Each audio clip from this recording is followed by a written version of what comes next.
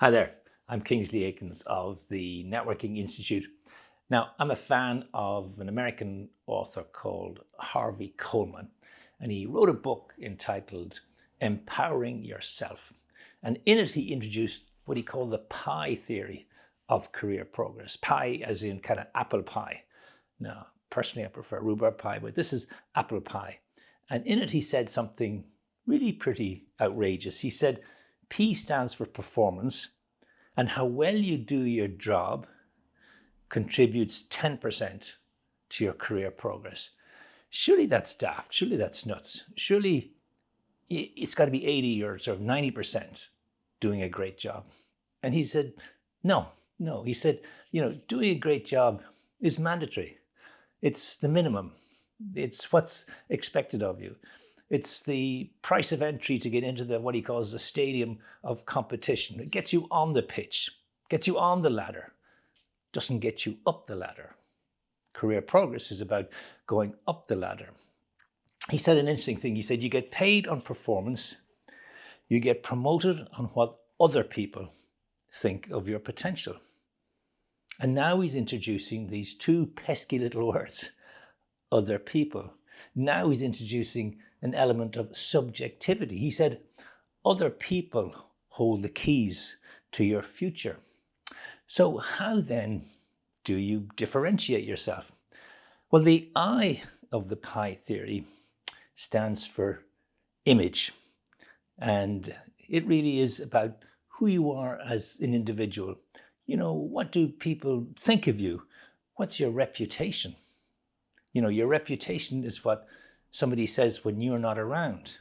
And the I of the pie theory, he says, accounts for 30% of your career progress.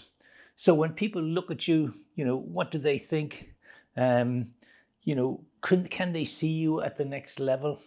Do you have strong vocal executive presence? To get the post, you got to look and sound like somebody who can handle the post.